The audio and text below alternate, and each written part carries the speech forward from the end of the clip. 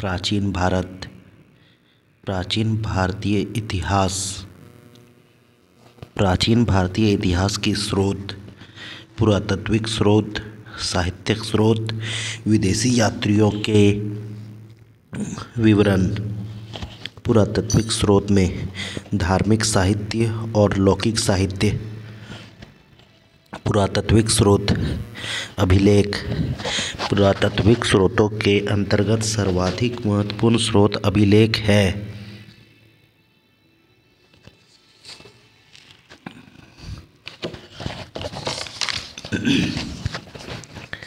अभिलेख पाषाण शिलाओं, स्तंभों, ताम्रपत्रों, दीवारों, मुद्राओं पर उत्कीर्ण है तथा अभिलेखों के अध्ययन को एपिग्राफी कहते हैं।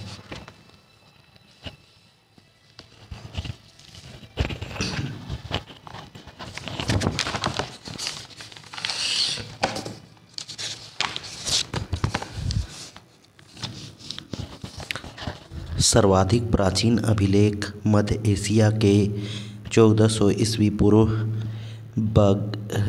बगजोकोई अभिलेख नामक स्थान से मिले।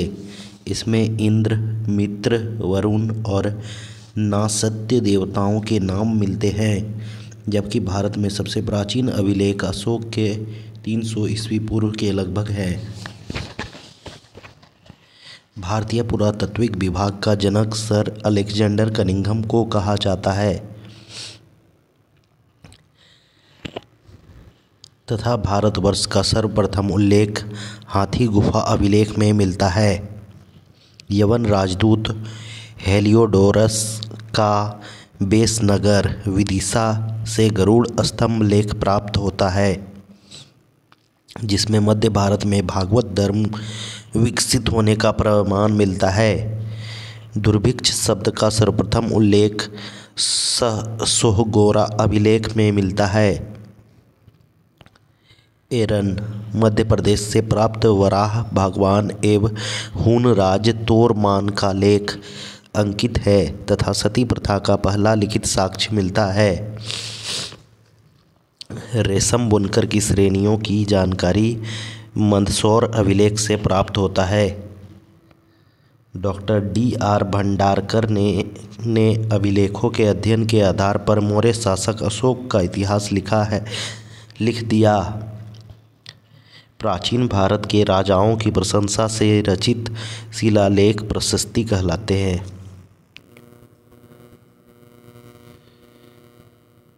महत्वपूर्ण अभिलेख हाथी गुफा अभिलेख, तिथि रहित अभिलेख, कलिंग राजा खारवेल, जूनागढ़ गिरनार अभिलेख, रुद्रदामन सुदर्शन झील के बारे में जानकारी, नासिक अभिलेख, गौतमीपुत्र सतकर्णी तथा सातवाहनों की उपलब्धियाँ, प्रयाग स्तंभ अभिलेख, समुद्रगुप्त इसकी दिग्विजयों की जानकारी, ऐहोल अभिलेख, पुलकेशन द्वितीय, मंदसौर अभिलेख, मालवा नरेश यशोवर्मन रेशम बुनकर की श्रेणियों की जानकारी, ग्वालियर अभिलेख, गुर्जर पतिहार वंश के इतिहास के बारे में जानकारी, भीतरी एवं जूनागढ़ अभिलेख, स्कंदगुप्त हूणों पर विजय का विवरण, देवपाड़ा अभिलेख, बंगाल शासक विजय सेन के बारे में, बांसखेड़ा और मधुबल अभिलेख, हर्षवर्धन की उपलब्धियों पर प्रकाश, बालाघाट एवं कार्ले अभिलेख, सातवाहनों की उपलब्धियाँ, अयोध्या अभिलेख, शुंगों की उपलब्धियाँ, भरहुत अभिलेख, शुंग नरेशन शब्द खुदे होने से शुंगों द्वारा निर्मित, एरन अभिलेख, भानुगुप्त सती प्रथा का पहला लिखित साक्ष्य,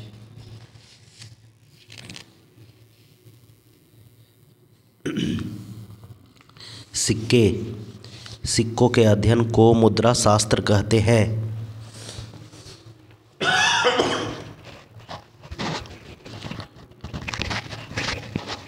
पुराने सिक्के तांबा, चांदी, सोना और सीसा धातु के बनते थे, जबकि प्राचीनतम सिक्कों को आहत सिक्के कहा जाता है। इसी को साहित्य में करसापन कहा जाता है। सर्वप्रथम सिक्कों पर यवन शासकों के लेख लिखने का कार्य किया। कनिष्क के सिक्कों से उसका बौद्ध धर्म का अनुयायी होना प्रमाणित होता है। इंडो यूनानी तथा इंडो सिथियन शासकों के इतिहास के प्रमुख स्रोत सिक्के हैं। आरंभिक सिक्के अधिकतर चांदी के होते थे, जबकि तांबे के सिक्के बहुत कम थे। ये सिक्के पंचमार्क सिक्के कहलाते थे। रोमन सिक्के अरिकमेडू, पुदुचेरी के पास से प्राप्त हुए हैं।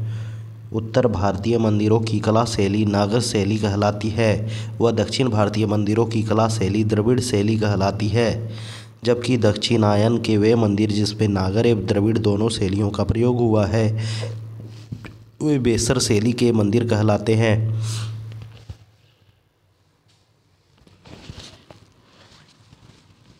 कुषाण काल, गुप्त काल और गुप्तोत्तर काल में जो मूर्तियाँ निर्मित की गई, जनसाधारण की धार्मिक आस्थाओं और मूर्ति कला का ज्ञान मिलता है।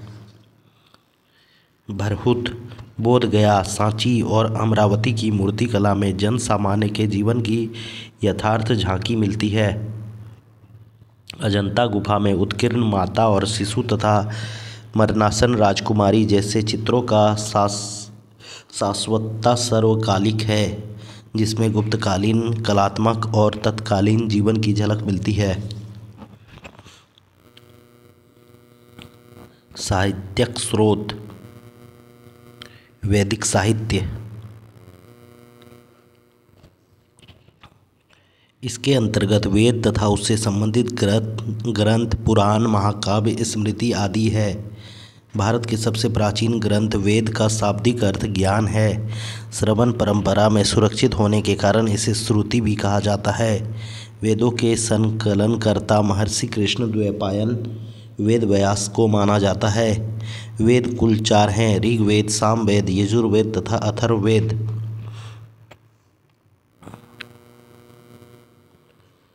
ऋग्वेद ब्राह्मण साहित्य में सबसे प्राचीन ग्रंथ ऋग्वेद है।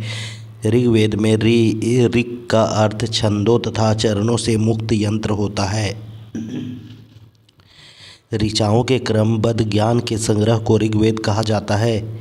इसमें 10 मंडल, 1028 सूक्त, 10,462 ऋचाएँ हैं। वेद के ऋचाओं को पढ़ने वाले ऋषि को होरोत कहते हैं। विश्वामित्र द्वारा रचित ऋग्वेद के 3 मंडल में सूर्य देवता सावित्री को समर्पित प्रसिद्ध गायत्री मंत्र है। इसके 9वें मंडल में सोम देवता का उल्लेख है। बाद में जोड़े गए 10वें मंडल में पहली बार शूद्रों का उल्लेख किया गया, जिसे पुरुष सूक्त कहा जाता है, जिसके अनुसार 4 वर्ण ब्राह्मण, क्षत्रिय, वैश्य और शूद्र आदि पुरुष ब्रह्मा के क्रमशः मुख, भुजा, जंघाओं, चरणों से उत्पन्न हुए। ऋग्वेद में इंद्र के लिए 250 तथा अग्नि के लिए 200 ऋचाओं मंत्रों की रचना की गई है।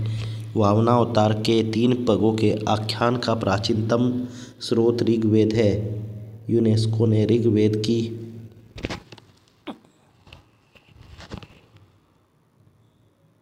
30 पांडुलिपियों को 2007 में memory of the world register में शामिल किया।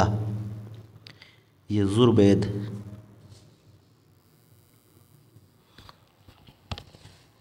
यजु का अर्थ यज्ञ। यजुर्वेद में यज्ञों के नियमों एवं विधि विधानों का संकलन मिलता है।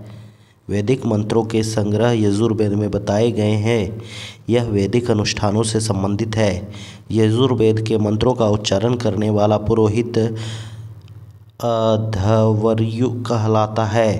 एक ऐसा वेद है जो गद्य व पद्य दोनों में शैली में है। यजुर्वेद कर्म कांड प्रधान है। इसके 2 भाग हैं, कृष्ण यजुर्वेद और शुक्ल यजुर्वेद।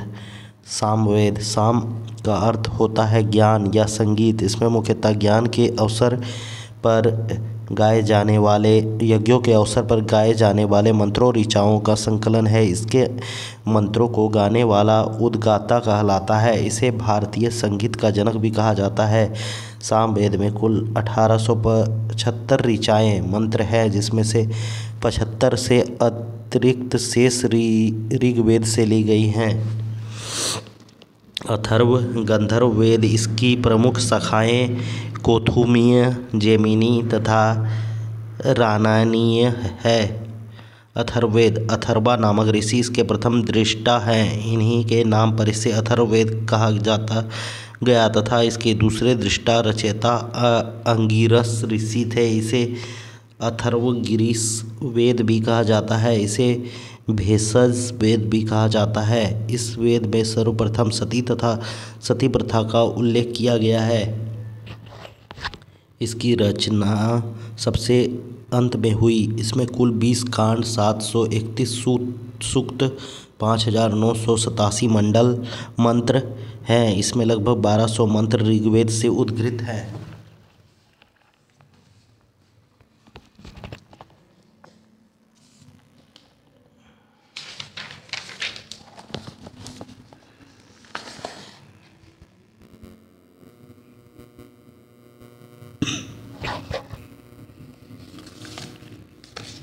यह भौतिकतावादी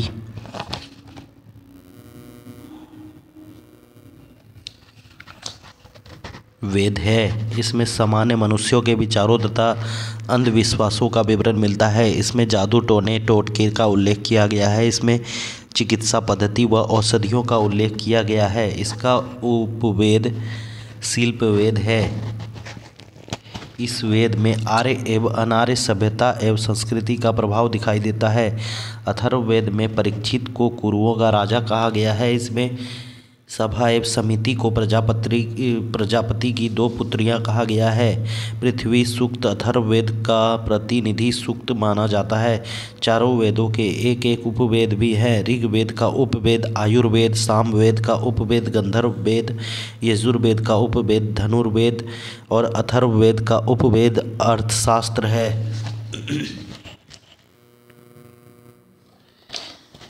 ब्राह्मण साहित्य इसकी रचना वैदिक संहिताओं की व्याख्या करने हेतु सरल गद्य में की गई है।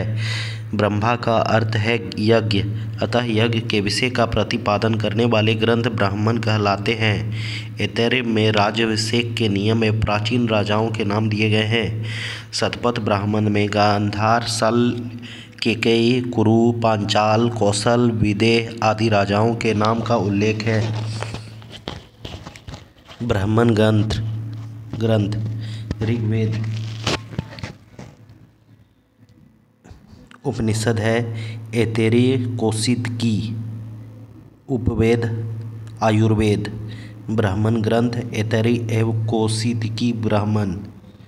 यजुर्वेद उपनिषद है कंठ, श्वेताश्वर, ईश, तैत्तिरीय, मैत्रायणी, बृहदारण्यक।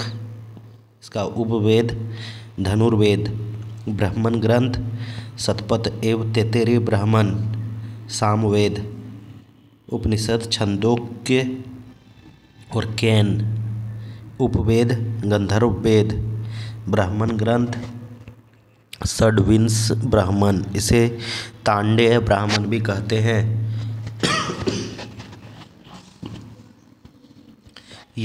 अथर्ववेद उपनिषद मुंडक, प्रश्न, मांडुक्य। उपवेद शिल्पवेद।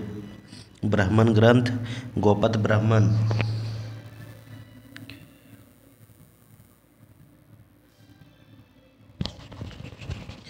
अरण्यक साहित्य इसकी रचना जंगलों अरण्य में पढ़ाए जाने के कारण इसे अरण्यक कहा जाता है। यह ब्राह्मण ग्रंथ का अंतिम भाग है, जिसमें दार्शनिक एवं रहस्यात्मक ज्ञान के विषयों का वर्णन किया गया है। अरण्यक कुल 7 हैं। ऐतरेय, सांख्यायन, तैत्तिरीय, मैत्रायणी, मध्यछंदीन, तत्वकार, छंदोग्य। उपनिषद 108। उपनिषद का शाब्दिक अर्थ है समीप, नि निष्ठापूर्वक, सद बैठना अर्थात दार्शनिक व रहस्यात्मक ज्ञान के लिए गुरु के समीप निष्ठापूर्वक बैठना। इसे वेदांत भी कहा जाता है क्योंकि यह वेदों का अंतिम भाग है। इसका संबंध दार्शन शास्त्र से है। उपनिषद मुख्यतः ज्ञान मार्गी रचनाएं हैं। उपनिषदों की कुल संख्या 108 मानी गई है, किंतु प्रामाणिक उपनिषद 12 हैं। 12 उपनिषद। पहला है ईश, केन, कट, प्रश्न, मुंडक, मांडुक्य, ऐतरेय, छंदोग्य, श्वेताश्वर, कौशितकी, बृहदारण्यक। शंकराचार्य ने आरंभिक 10 उपनिषदों का भाष्य लिखा है। कंठोपनिषद में यम व नचिकेता का संवाद है। छंदोग्य उपनिषद में बौद्ध धर्म का पंचशील सिद्धांत व कृष्ण का प्राचीनतम उल्लेख मिलता है। भारत का राष्ट्रीय आदर्श वाक्य सत्यमेव जयते मुंडक उपनिषद से लिया गया है। ज्वालोपनिषद में चारों आश्रम व्यवस्था का उल्लेख मिलता है। ऐतरेय उपनिषद में बौद्ध धर्म का अष्टांगिक मार्ग का उल्लेख है। बृहदारण्यक उपनिषद में अहम ब्रह्मण्यम पुनर्जन्म का सिद्धांत एवं यज्ञावल्य गार्गी संवाद का वर्णन है। वेदांग, वैदिक साहित्य को समझने हेतु इसकी रचना की गई है। इसकी संख्या 6 है। शिक्षा, वैदिक स्वरों के शुद्ध उच्चारण हेतु शिक्षा का निर्माण हुआ। कल्प, ये ऐसे कल्प सूत्र होते हैं जिसमें विधि एवं नियम का उल्लेख है। व्याकरण, इसमें नामों एवं धातुओं की रचना, उपसर्ग एवं प्रत्यय के प्रयोग, समासों एवं संधि आदि के नियम बताए गए हैं। निरुक्त, शब्दों की उत्पत्ति का शास्त्र है। यह एक प्रकार का भाषा विज्ञान है। छंद, वैदिक मंत्र प्रायः छंदबद्ध है। छंद शास्त्र पर पिंडगाल मुनि का ग्रंथ छंद सूक्त का उपलब्ध है। ज्योतिष, इसमें ज्योतिष शास्त्र के विकास को दिखाया गया है। ज्योतिष में कुल 44 श्लोक हैं। सबसे प्राचीन आचार्य मगध मुनि है।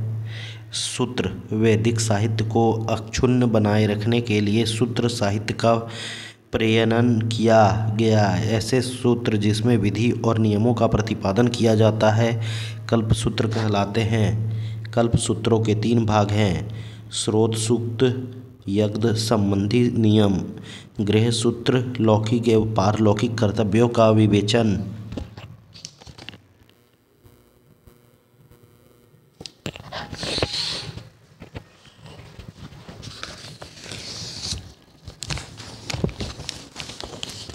धर्मसूत्र, धार्मिक, सामाजिक एवं राजनीतिक कर्तव्यों का विवेचन।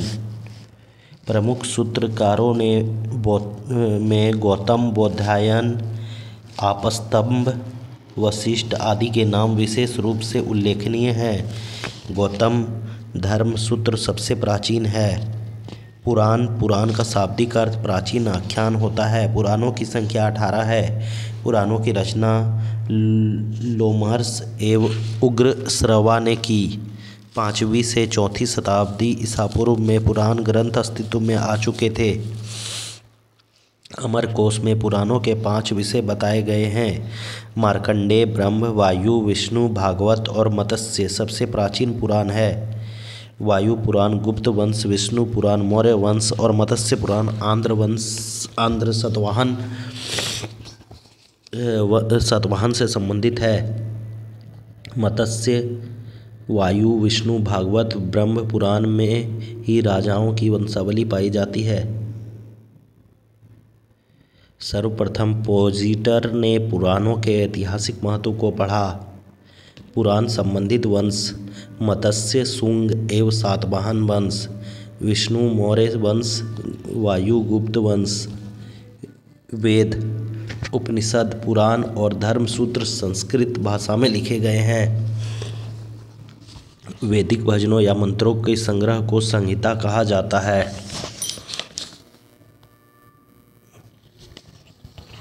स्मृति साहित्य, मनुस्मृति प्राचीनतम स्मृति शुंग व सातवाहन वंश की जानकारी। जर्मन दार्शनिक नीत्शे कहता है, बाइबल को जला दो, मनुस्मृति को अपनाओ।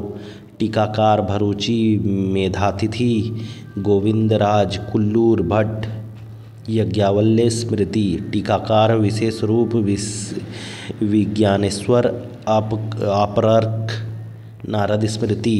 इसमें दासों की मुक्ति का उल्लेख है। कात्यायन, इसमें आर्थिक गतिविधियों का उल्लेख है। बौद्ध साहित्य, सबसे प्राचीन बौद्ध ग्रंथ त्रिपिटक है। यह पाली भाषा में रचित है। त्रिपिटक, विनय पिटक, सूत पिटक, अभिधम्म पिटक। बुद्ध की शिक्षाओं को संकलित कर इन्हें 3 भागों में बांटा गया।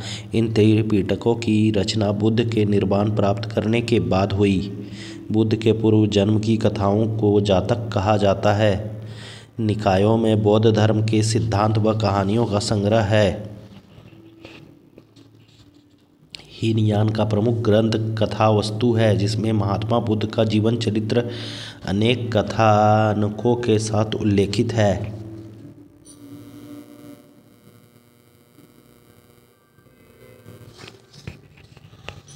जैन साहित्य, जैन साहित्य को आगम सिद्धांत कहा जाता है। यह प्राकृत भाषा में लिखे गए हैं। जैन आगमों में सबसे महत्वपूर्ण 12 अंग हैं, जिसमें 12 अंग, 12 उपांग, 10 प्रकीर्ण, 6 छंद सूत्र, 4 मूल सूत्र, अनुयोग सूत्र एवं नंदी सूत्र की गणना की जाती है। जैन धर्म का प्राचीन इतिहास कल्पसूत्र से ज्ञात होता है, जिसकी रचना भद्रबाहु ने की थी। आचारांग सूत्र में जैन भिक्षुओं के आचार नियमों का उल्लेख है। भगवती सूत्र में महावीर के जीवन की शैलियों पर प्रकाश पड़ता है। जैन ग्रंथों में सबसे महत्वपूर्ण हेमचंद्रकृत परिशिष्ट पर्वन है, जिसकी रचना 12वीं शताब्दी में हुई। लौकिक साहित्य, अन्य साहित्य। ऐतिहासिक रचनाओं में सर्वप्रथम उल्लेख अर्थशास्त्र का किया जाता है। अर्थशास्त्र भारत का पहला राजनीतिक ग्रंथ है, जिसकी रचना कौटिल्य चाणक्य ने की। यह 15 अधिकरण व 180 प्रकरण में विभक्त है। यह मौर्यकालीन इतिहास व राजनीतिक के ज्ञान के लिए अर्थशास्त्र एक महत्वपूर्ण ग्रंथ है। संस्कृत साहित्य में ऐतिहासिक रचनाओं में सर्वाधिक महत्वपूर्ण कश्मीरी कवि कल्हण द्वारा रचित राजतरंगिणी का है, जिसमें 8 सर्ग हैं, जिन्हें तरंग कहा जाता है। इसमें कश्मीर के शासकों का वर्णन है। साहित्य में ऐतिहासिक घटनाओं के क्रमबद्ध इतिहास लिखने का प्रथम प्रयास है। एक ज्योतिष ग्रंथ है, गार्गी साहित्य। इसमें भारत पर होने वाले यवन आक्रमण का उल्लेख मिलता है। अष्टाध्यायी व्याकरण की प्रथम पुस्तक है, जिसके लेखक पाणिनि है। इसमें पहली बार लिपि शब्द का प्रयोग हुआ है। इसमें मौर्य के पूर्व का इतिहास तथा मौर्य काल के राजनीतिक अवस्था की जानकारी प्राप्त होती है।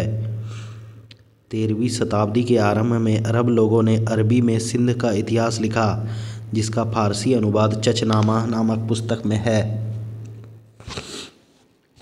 विदेशी यात्रियों के विवरण।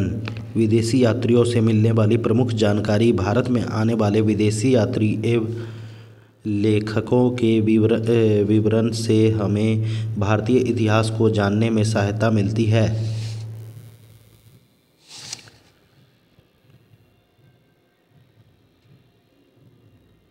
जिसमें अनेक यूनानी, रोमन, अरबी और चीनी यात्री सम्मिलित हैं।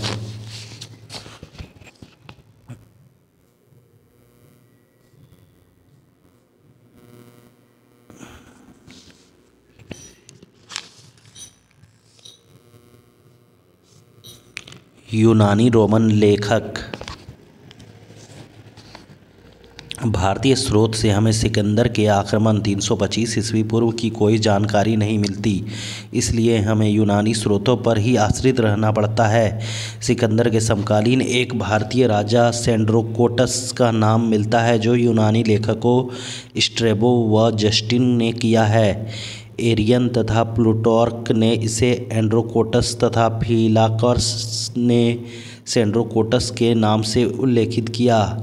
स्ट्रैबो, डियोडोरस, प्लिनी और एरियन नामक यूनानी विद्वान क्लासिकल लेखक के रूप में जाने जाते हैं। टेसियस यह ईरान का राजवेद था।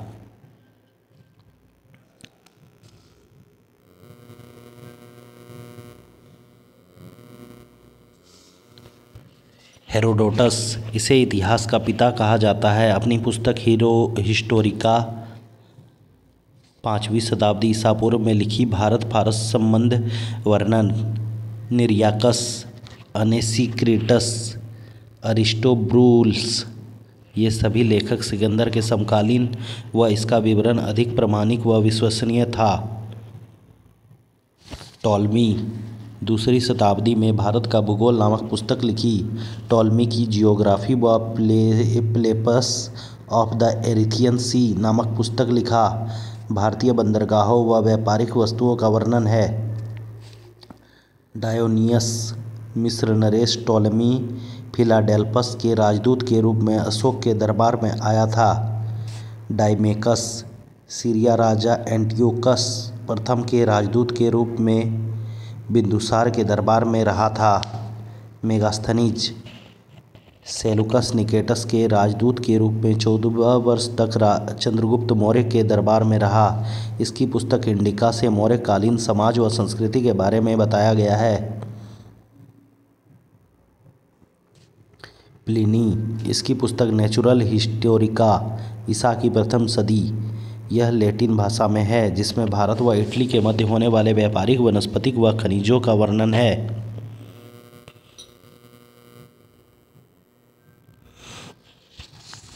चीनी लेखक यात्रियों के विवरण। भारत में आने वाले अधिकांश चीनी यात्री बौद्ध मतानुयायी थे। इसमें प्रमुख है फाहियान, यह गुप्त नरेश चंद्रगुप्त द्वितीय विक्रमादित्य 375 से 415 ईस्वी के दरबार में आया था। 399 से 414 ईस्वी तक उसने भारत के विभिन्न स्थानों का भ्रमण किया। उसने गुप्तकालीन भारत की सामाजिक, धार्मिक तथा आर्थिक स्थिति का विवरण दिया। वैनसोंग 7वीं शताब्दी में हर्ष के शासनकाल में भारत आया। वह भारत में 16 वर्ष तक रहा। 6 वर्ष तक उसने नालंदा विश्वविद्यालय में अध्ययन किया। उसका यात्रा विवरण CUकी नाम से प्रसिद्ध है, जिसमें 138 देशों का विवरण है, जो हर्षकालीन भारतीय स्थिति जानने का महत्वपूर्ण स्रोत है। ह्विंग ली, इसके द्वारा लिखी वैनसोंग की जीवन से भी हर्षकालीन इतिहास का विवरण ज्ञात होता है। मात वान लिन, हर्ष के पूर्वी अभियान का विवरण। इत्सिंग 7वीं शताब्दी के अंत में भारत आने वाले इस चीनी यात्री ने नालंदा तथा विक्रमशिला विश्वविद्यालय और अपने समय की भारत स्थिति का वर्णन दिया। सुंगयून, यह 518 ईस्वी में भारत आया। अपने 3 वर्ष की यात्रा में बौद्ध धर्म की प्रतियां एकत्रित की।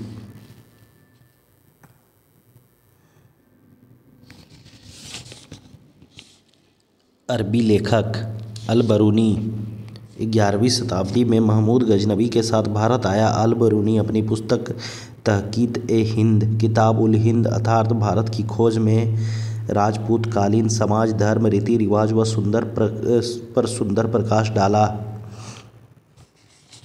अल-बरूनी महमूद द्वारा बंदी बनाया गया था। बाद में उसकी योग्यता से प्रभावित होकर उसे राजज्योतिषी बना दिया गया। यह रवीना उज़्बेकिस्तान का था। सुलेमान 9वीं शताब्दी में भारत आया और तत्कालीन प्रतिहार शासकों और पाल शासकों के विषय में लिखा। अलमसुदी 10वीं सदी में बगदादी यात्री अलमसुदी भारत में आया। वह राष्ट्रकूट व प्रतिहार शासकों की जानकारी देता है।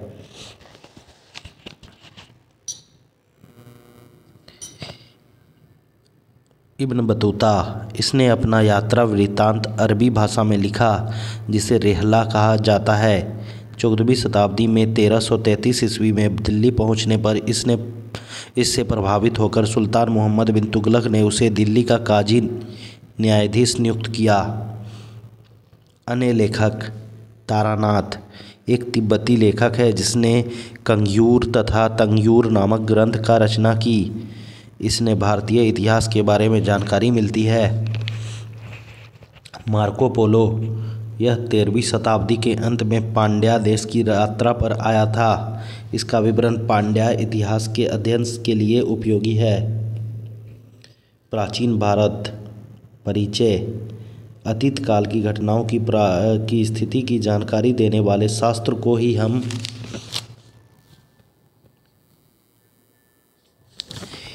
इतिहास कहते हैं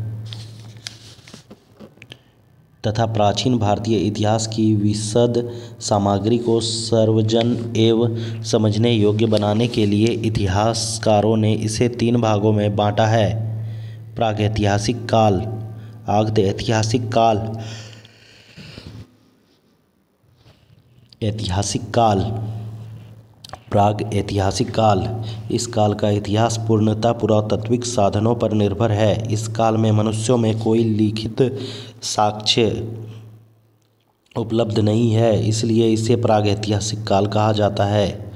आद्य ऐतिहासिक काल, इतिहास का ऐसा काल जिसके लिए लेखन कला के प्रमाण तो हैं, लेकिन या तो वे अपुष्ट या फिर उसकी लिपि को समझना कठिन है। ऐसे काल को आद्य ऐतिहासिक कहते हैं। इस काल के इतिहास लेखन के लिए साहित्य के पुरातात्विक साधनों का प्रयोग किया जाता है। इस काल के अंतर्गत 2500 ईस्वी पूर्व से 600 ईस्वी पूर्व के मध्य का काल आता है।